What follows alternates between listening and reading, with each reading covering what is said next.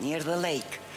I am from the NGO Infoglobi based in Kosovo, and we are entering the second panel of this really crucial conference for this year that is taking place, it seems, for the first time in Macedonia.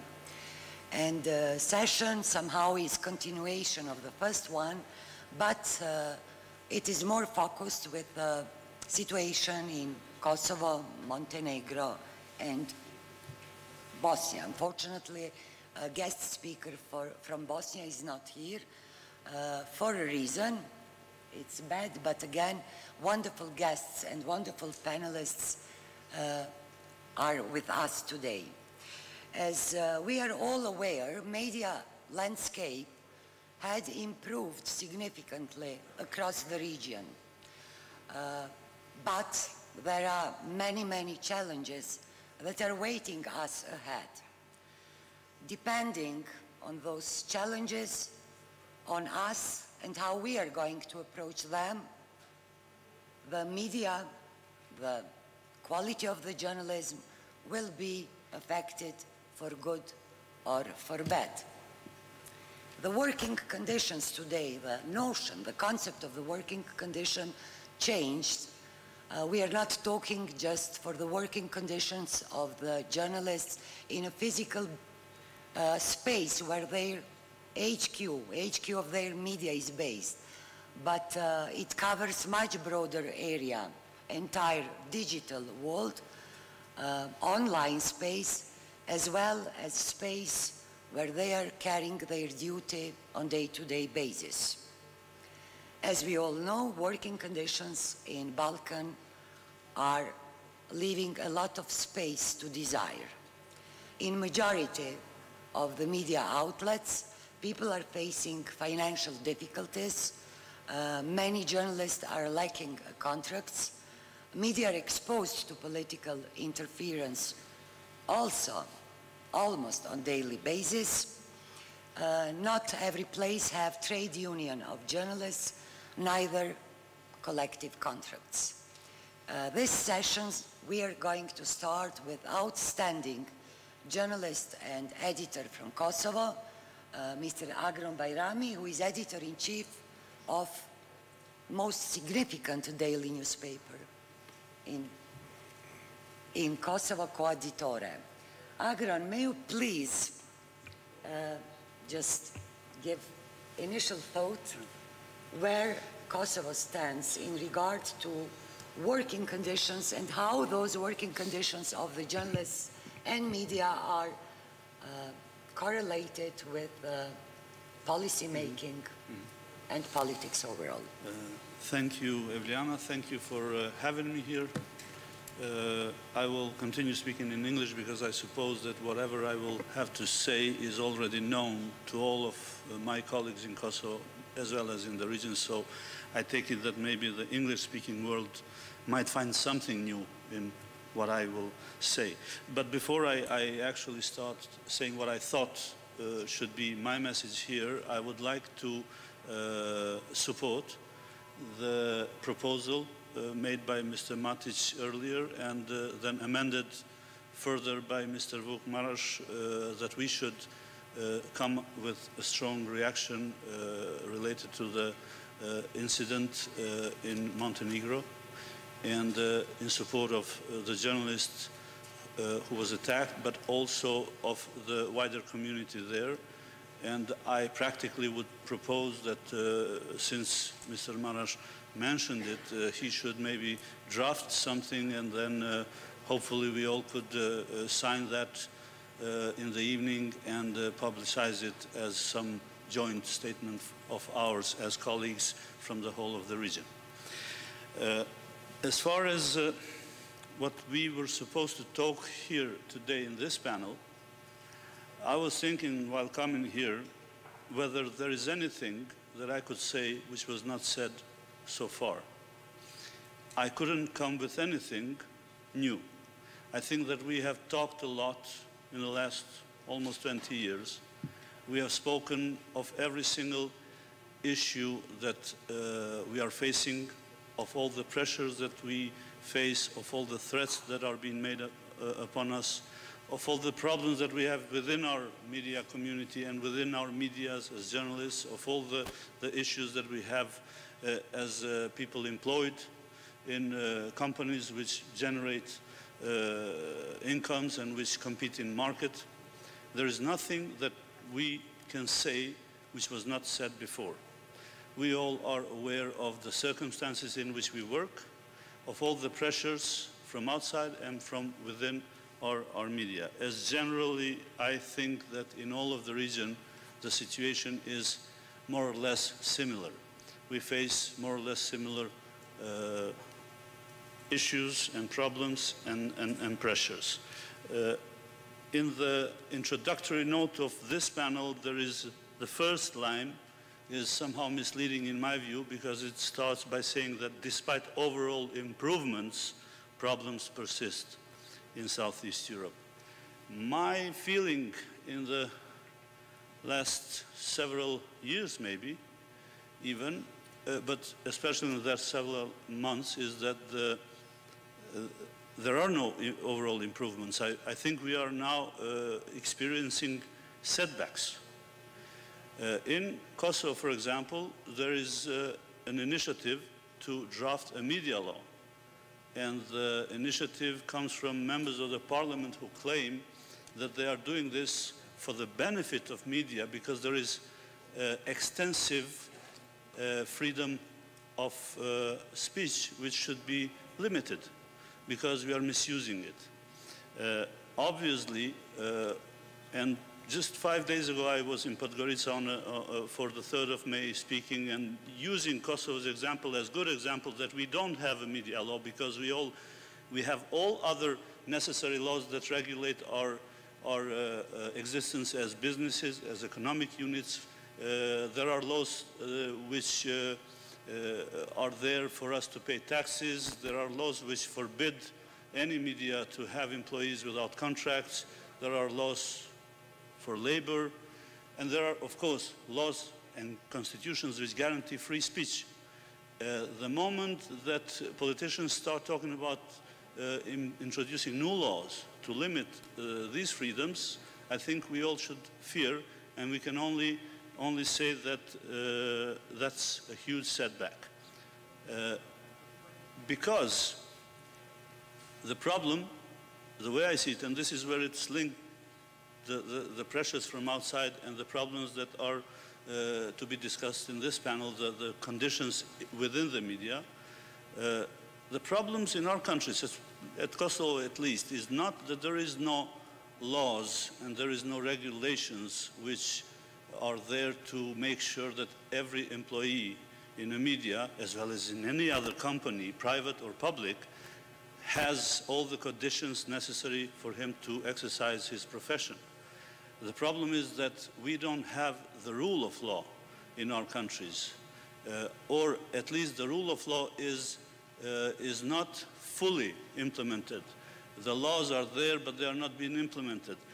In media sector, I would dare to say that they are not implemented mostly in those media which are either under control or in close relation with political or economic interest.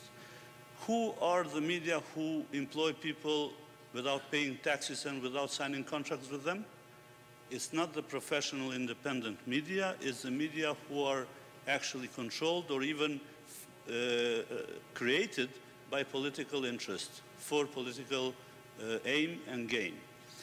I can only say, as an editor of a newspaper here, of co-editore, that it is possible to run a media with respecting all legal obligations towards the employees and respecting all legal obligations towards the state, paying all the taxes and still being credible, professional and sustainable. Then the question is not that the media would not want to pay the taxes. The question is who gives or who creates the condition in which the media are, or at least those media who serve certain political interests, are allowed to live in some sort of illegal state. I think that we can relate that also to the general situation in Kosovo, for example, where many of the private-owned companies are functioning as if they are in the black market with no real contracts with their employees, not paying the taxes.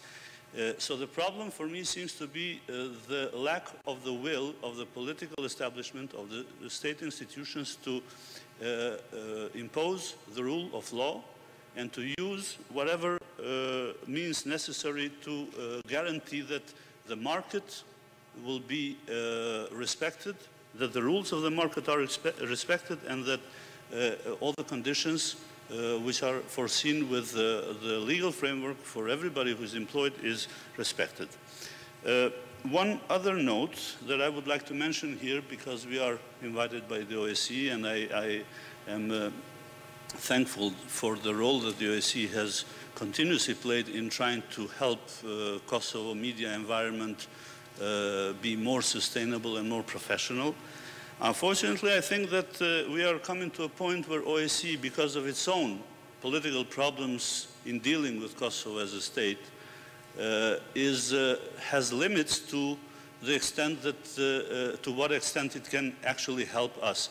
I think it's important to recognize that multilateral international institutions like OSCE can only have an effect on the governments to improve the conditions in which media operate, only if they have direct and 100% unhindered communication. I think in the case of Kosovo, unfortunately, OSCE has chosen to keep its distance, and therefore the power or the capability of OSCE to actually communicate and influence our government and our institution is lessened because of this status neutrality position, which sometimes goes even further than that.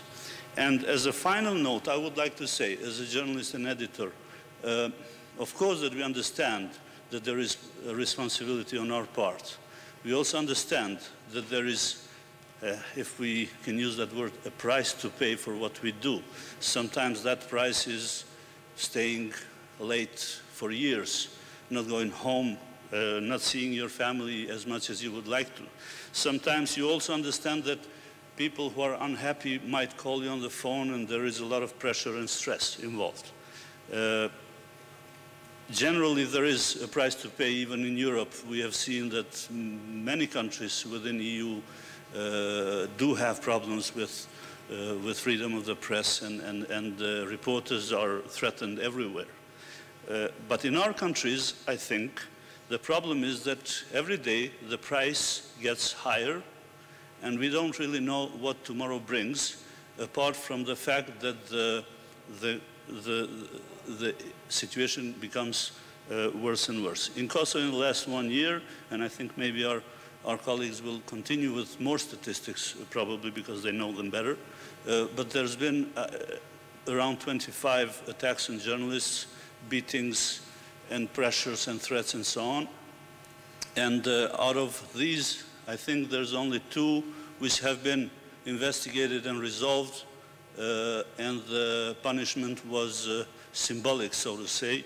And I think that as long as our institutions don't engage into addressing the issue of safety as well as issue of the conditions in which journalists operate within their media and outside, I think that we are going to experience more and more problems, and we will continue talking like we do here, but we will not be able to find anything new to say because we already know what's at stake. Thank you. Thank you. Thank you very much, Agran. So as we all know, most of us are here from former communist countries where media, basically, number of the media was extremely limited.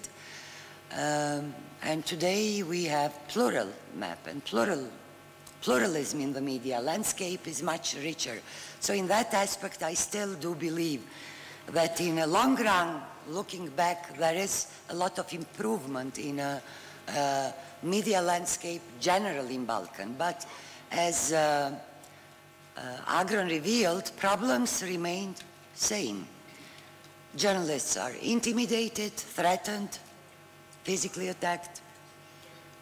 Media are operating in huge financial crisis, and many of them are not even paying the journalists. Does anyone from the audience have any question for Editor-in-Chief of Coeditore?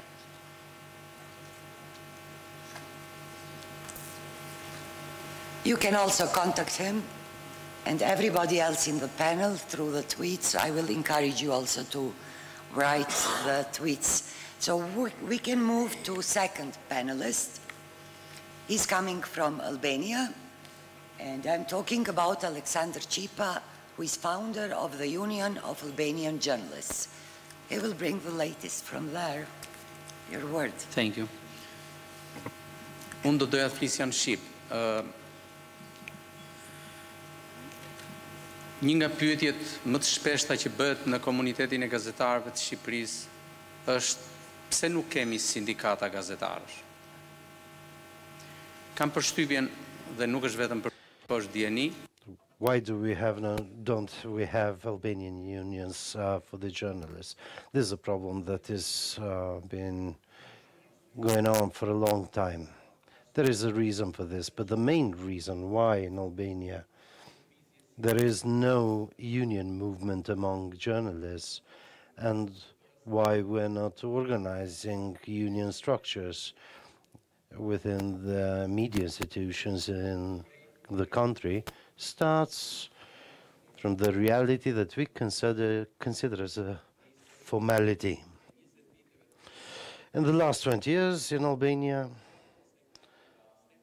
there are probably 2 or 3 cases of collective contracts which were signed and contracted based on the social cooperation. They were taken as good ideas by the staff of the journalists that were employed and by the companies that would do media work. This covers another dimension when we talk about the media landscape in Albania. We are considered as one of the countries with the most inflammations number of medias at the Balkan landscape. The fact that in Albania we have 17 journals, daily journals, doesn't say much. We have 68 radio stations. We have 75 TV stations, 125 cables, 3 digital platforms, and about 800 online medias. As for the demographic dimension of Albania, this is a situation, as a colleague would say, Remzilani, we have a comparable model only in our dreams. So as Octavio Paz considers, is we are living in retribution of time, although I have a 27 years experience in journalism. Seems that this chaotic situation in Albania takes us back to the first days of plural media in post-communistic Albania. How can we get out of this chaos? I think that with my knowledge and my optimism as someone who knows the reality in our country, I think there is a positivity, but there is no changes to be expected in the near future.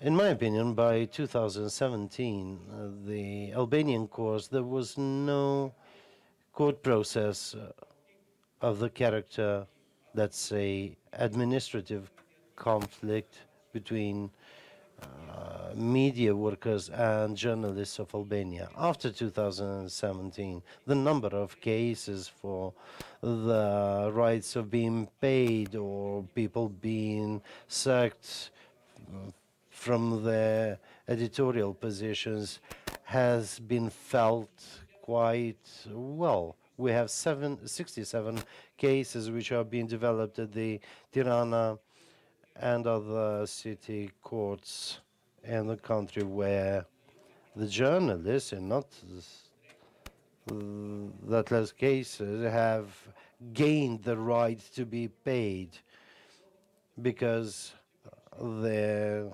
contracts were not followed as the laws prescribe in Albania. This situation, as my colleague Bayrami mentioned, is the crisis of non-implementing of the legislation. Albania is being considered as a country with a very important amendments, especially in the field of media work, and mainly the legislation about the social partnership in the media.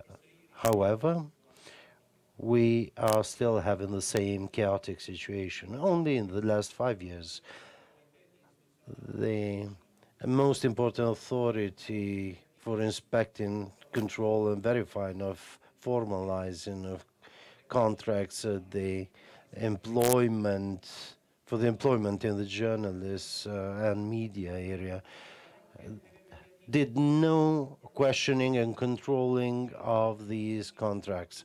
We have these units which have employed 6,200 people, out of which 2,600 are journalists. So this picture that I was mentioning in an arithmetic way, I was trying to explain how are the games played in Albania at this moment.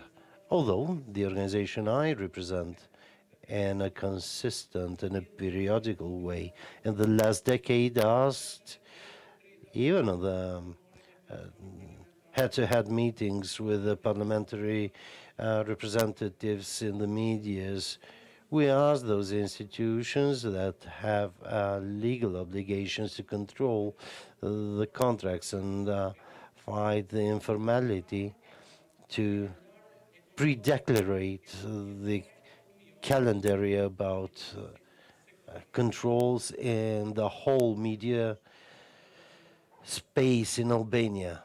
But unfortunately, this cannot be done like this. We're talking about media companies that employ 900 people. These are companies, by their dimensions, if we compare it, like some of the most well-known European companies by its numbers. So who's working there? So what is the authority that implements the law and follows up the law? So this is a question which I think is tightly connected to three basic reasons. The first, unfortunately, we, the journalist community, we have no trust, not just towards those that should be following up the laws, but we don't even have courage to kill this sort of a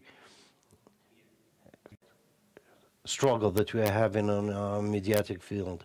In the last 5 years in Albania, we have a situation which seems like things are getting better, but it's insufficient to have a champion that could create this contrast.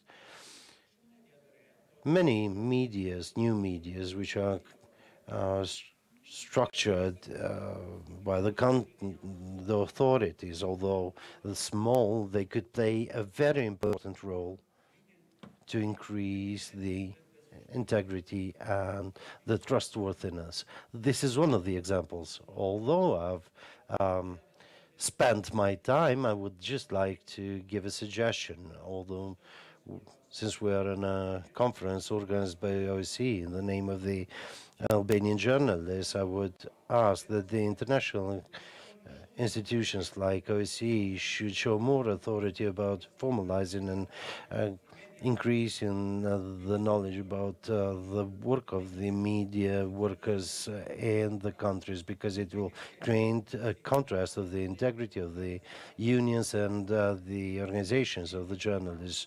Private media, public media will be obliged to implement this standard, this created standard. So at the end, I would give a suggestion. The case of the Montenegrin journalist is a case about which I think we should come out with a unified declaration signed by all the organizations and unions and representatives in this conference, not to denounce, but to implement criteria, to go ahead with the criteria.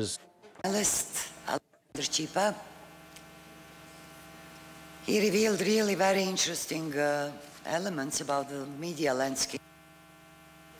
And we are moving now to Milka Tadic, President of the Center for Investigative Journalism of Montenegro. She's today here with us. I know that for colleagues from Montenegro, it's really not the best time to talk, since they had that nasty criminal moment last evening with Olivera Lakic. Milka, welcome. Floor is yours. Thank you very much. Thanks. I would like to thank organizers for this wonderful conference, but as well I'm supporting the initiative of our colleagues, Vuk Maraš, Agron, and the others, that in the end of this Veran, that we should issue the joint statement regarding the case of Olivera, but not just of Olivera, but many other journalists who has been working and who has been pressured by the criminals and by the governments. I will talk maybe about general conditions and environment in Montenegro and a little in the region. As we notice, as other speakers notice, we have unfortunately increased abuse of media in most of the Balkan countries, and especially in Montenegro. And this abuse are different. We have the independent media are financially drained through cuts of advertisement, unlawful subsidies to government-controlled media.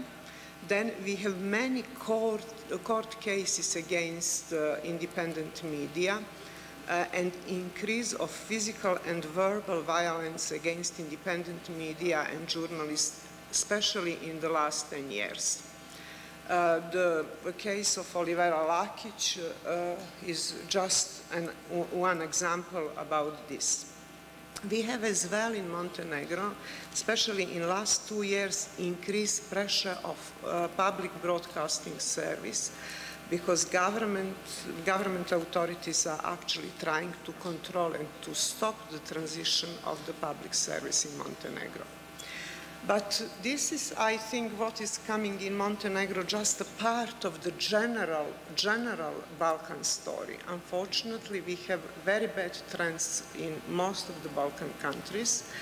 As we know, many of the Balkan brave media who were against nationalism and the war, who supported public interest and wanted to remain independent, no longer exist. If we compare situation, for example, in Serbia during the Milosevic time and today, we can actually say that during the Milosevic time we had more free media than today.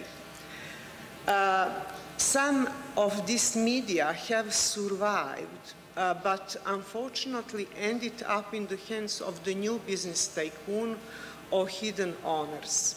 Independent media and journalists are under the constant financial and political pressure in most of the Balkan countries. What is different between, for example, media situation in Serbia and in Montenegro. In Montenegro, we had constant pressure on free media, but we managed to actually survive some of the crucial media in the country. It was very hard, but we still have VST, we have Monitor, we have done. We were under the constant pressure, but we survived. We survived. And we have a constant fight with the authorities. That's why on the last Reporters Without Borders Freedom Index, Montenegro is at 103rd place. In Europe, we are side by side with Macedonia. And in many reports from European Union to the State Department, there are concerns about situation in Montenegro.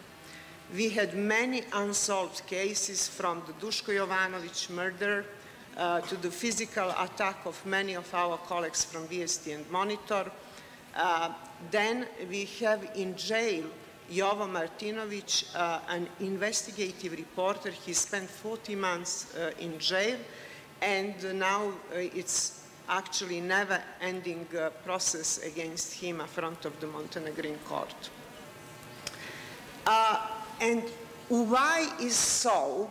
I mean, we have constant treatment of independent media as a criminal. Mihailo spoke about that this morning, but I will just quote some of the words of our 30 years president of Prime Minister Milo Đukanović. He called independent media media mafia, mice that need to be exterminated, the biggest disaster of Montenegro, fascists. Then Đukanović called for the arrest of Miodrag Perović, co-founder of Daily Vijesti and Weekly Monitor. And last year, Prime Minister brother issued a death threat to independent journalist Vladimir Otašević from Daily Dan. So we have as well campaign and hate speech against the independent media and independent journalists in pro-government paper, constant campaign in pro-government paper, as well as we have campaign against the public service and the managers of the public service, against the journalists of Monitor, VST. They call us prostitutes, the traitors of the state, enemies. So we have no actually free media market in Montenegro, but in spite of all of this, the highest wages we have in daily VST and the average wages we have in daily VST and weekly Monitor, but we do not know how to survive in these circumstances. Okay, I have to finish here, but I will just show some of the cartoons published in the pro-government Pobjeda about the, so they would like to see us in the garbage box. Then we are these fish which need to be catched, the big criminals. You see this one about the jail, and so I will stop here. Thank you very much, Milka. Audience, any question from our panelists from Montenegro? I don't see the questions here, so it's more than clear from all three previous panelists. There is a clear call for the need for bigger support by international community for the media and journalism overall. There is a clear call for increase of solidarity to protect professional and social rights of the journalists, as well as a clear call for increase of the space for debate and finding solution to improve the labor rights in the media as well. So now we are moving to another guest from Kosovo. He's Petrit Ciolacu, researcher at Association of the Kosovo Journalists. Just before he takes the floor, he will obviously focus more on financial aspect and working rights of the journalists and media in general. I would like to emphasize that one of the biggest debates in Kosovo, beside initiative of the government to launch the new media law, we have media self-regulated and regulated across a huge spectrum of the laws. But beside this initiative that is strongly opposed by journalism community, there are some other overarching issues that are really bringing to the huge question mark the independence, including editorial independence of the media. Just as example, the single public television in Kosovo is still almost fully paid by the taxes, government funds, because government is still resisting to find other solution and to enforce bigger and stronger media independence. Petrit Ciolacu, what are you bringing to us in regard to working conditions from Kosovo? Thank you, Evliana. 5 minutes, please. Stick to the time. Try to be short. Hello, everyone. It's a pleasure to be here in this conference.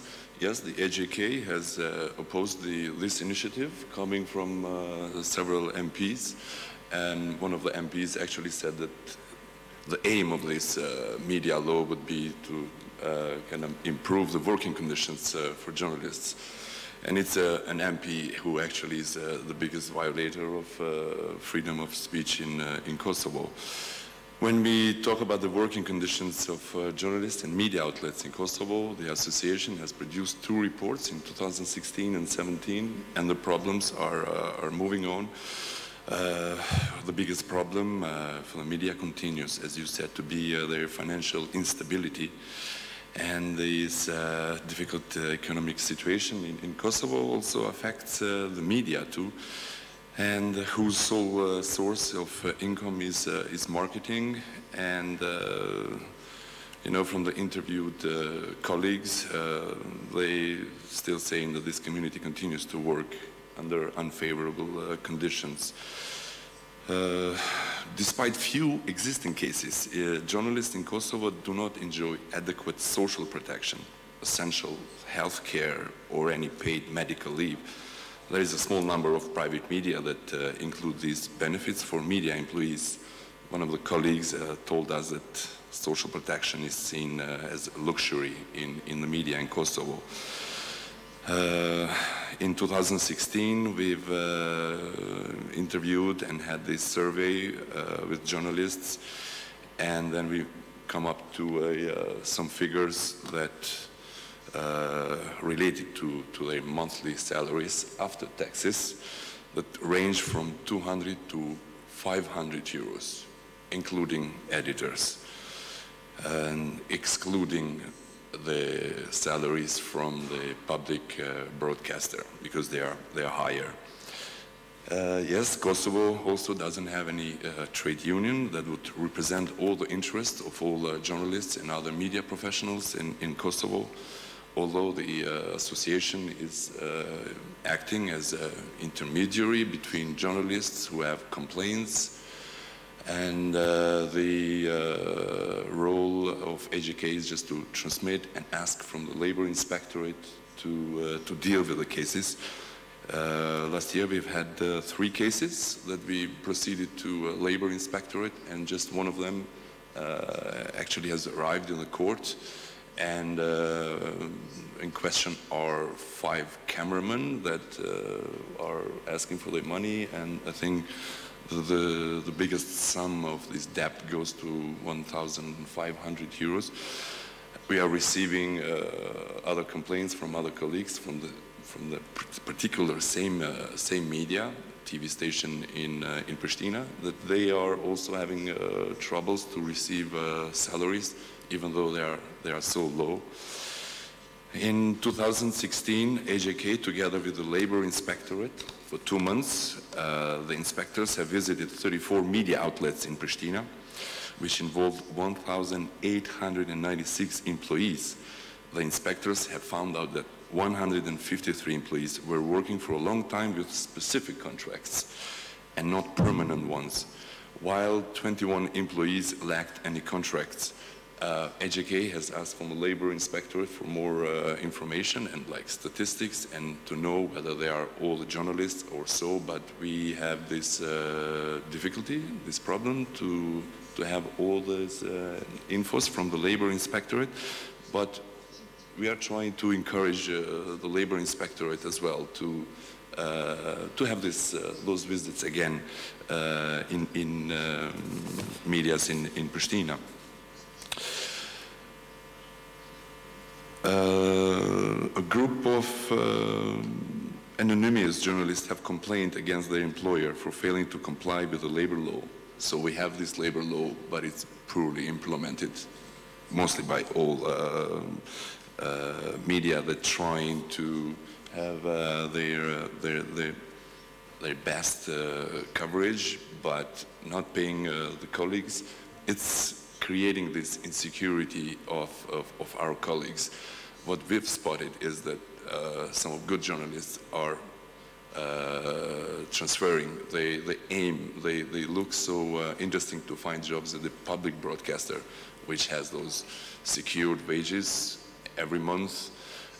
We've also spotted some good and very experienced photo reporters who, actually I know 4 of them, that joined some of the ministries, become photographers for ministers.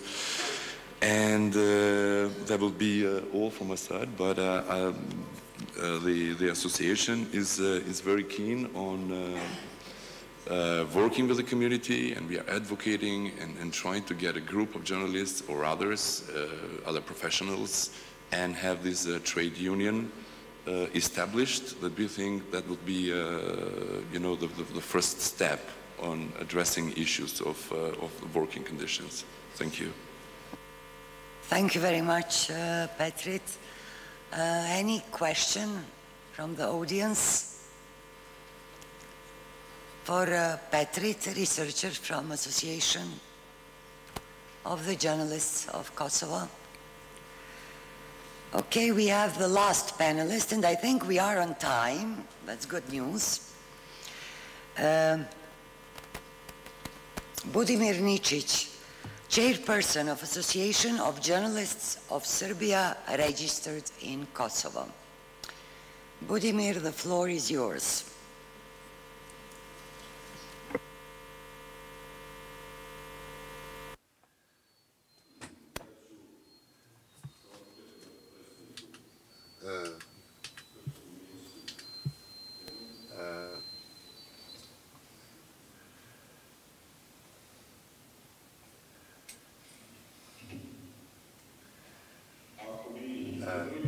If we see the quantity of the registered media in Serbian in Kosovo, a lot of people would say that the Serbs have more than anyone else in the European continent. We have 25 radio stations, 9 TV stations, 1 weekly magazine, several TV portals, independent productions, and all of these for 120,000. And the Serbian language in Kosovo, we will see from the qualitative point of view, the situation will be much worse.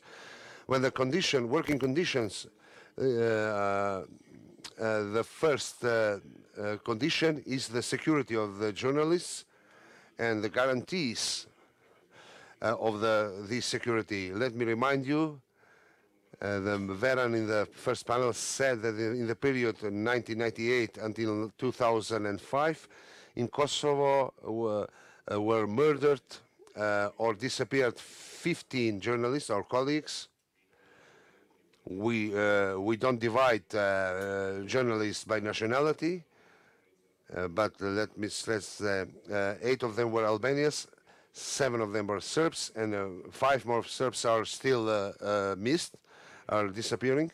And up to today, no case was cleared, although in Kosovo we have a lot of security systems, institutions from KFOR, UNMIK, domestic institutions.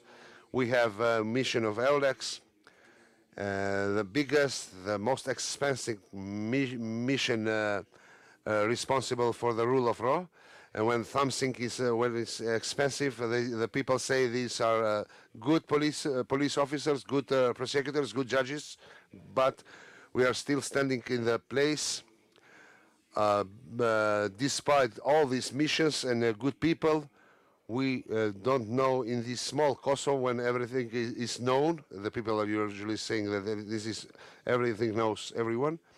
We don't know who is responsible for the disappearance of our colleagues. And the worst thing is that then the journalists start not to speak about the casualties or the victims. But fortunately, this is not the case in Kosovo. We speak, we talk, we will proceed the investigations as long as the institutions will not start to deal with this and to treat these things. We're united with our colleagues of Journalists Association of Kosovo. So we have we share the same the goal. We want to know what happened to our colleagues, and we want the perpetrators to be on jail. And it's not the problem only that the perpetrators are not revealed. We have on average 30 attacks on journalists in Kosovo. Above 90%, more than 90% is they are not resolved. Regarding Serbian journalists, we had 20 attacks of the journalists, and only one case went to the court, and he ended up in the court. A cameraman of a television was beaten, and the people were convicted for 3 months jail. The problem is in Kosovo, we don't have a special status as a people who are working for a public interest. And the attacks on us are treated as a regular attacks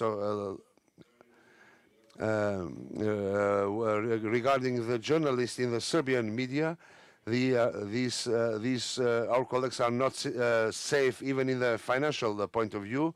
There are some journalists who have some stable salaries, but all other media depend solely on the project financement of the donors. The donors are getting, the number of donors is decreasing, and so you have 6 months money for the work, and the next 3 months you don't. I think regarding the marketing and advertising, the conditions are very bad because there is no economy, at least in the Serbian environment, so there is no competition. The Albanian companies, they don't advertise in the Serbian media. I don't know the cause, I don't know the reason.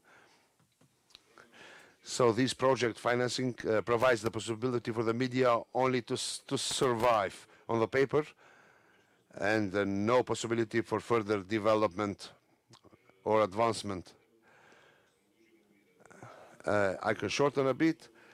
I would stress this as well, the special problem in our work, besides these financial problems, our constitutional and legal rights are threatened, especially the law for the Serbian language, which is official language according to the constitution, which is the situation got a bit better regarding this issue, but we have a lot of events organized by the institutions. We don't have the translation in a Serbian language.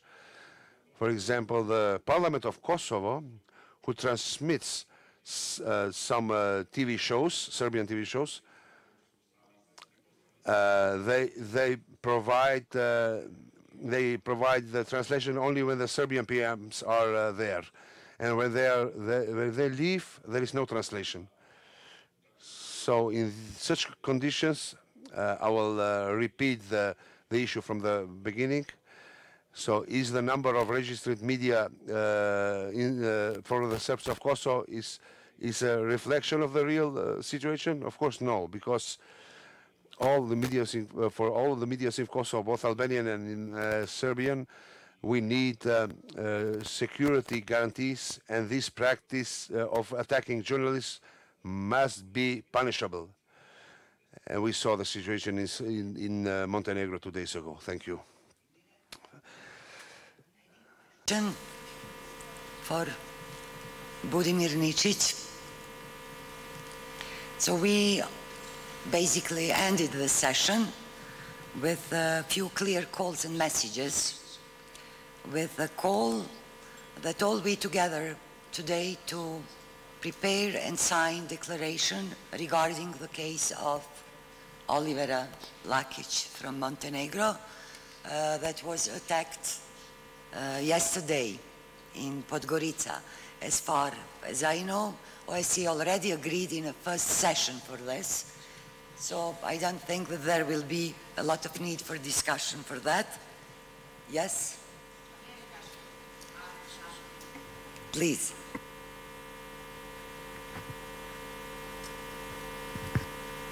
I will use this opportunity to speak in my native language. As this is a panel for the working rights of journalists, I would like to spend at least 20 seconds to send a message that unions are those that should speak about workers' rights, both at the Montenegrin Union and the Union of Journalists of Serbia, of Macedonia. Until journalists' workers' rights and their professional rights are not at the center of debate for the freedom of the media, we will have no media. By being threatened with dismissal, degradation, etc., journalists will become propaganda workers. They agree to corruption and they are subject to pressure. We must recognize this problem. And this is a place where the integrity of journalist profession is being broken, and the integrity of media as defenders of the public good. I have a message also for the international community. Recognize the unions, the journalist unions, as relevant organizations that speak on their behalf. I met with my colleague from Kosovo, and he said that almost nobody would like to participate in organization of trade unions, because unions usually work inside the media. They don't work at conferences. Journalists are very dissatisfied. Their key problem are their economic and social conditions in which they work. This is where we have to see the source, the cause of the problem, but also the way how we should start, the beginning of how we should solve this problem. I took the floor just to not allow for the panel to not address this issue. Decent working conditions, decent salaries. Thank you very much. So let's close this session and move ahead. So clear messages and calls came from the session. All panelists agree that journalists and media are working in extremely difficult financial conditions, and they are exposed to various kinds of the pressure on day-to-day basis. Another conclusion is that the problems are faced also by public media, as Mr. Chipa stated, and Petrit, not just in private ones. There is a clear call for solidarity to protect professional and social rights. There is a clear call for journalists to become more solidarized and establish unions in the places where they do not exist. We spoke less about the collective contracts and collective bargaining, but obviously that is one on another course that is awaiting us ahead, as well as to increase pressure on the governments of all places to find, identify, and punish perpetrators that abused the journalists and media rights. Now I have a short announcement. Thank you to all panelists for a wonderful presentation.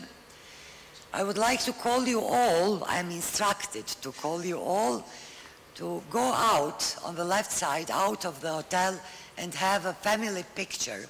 After that, we have a lunch. So thank you very much for patience, and I hope that this panel was quite constructive.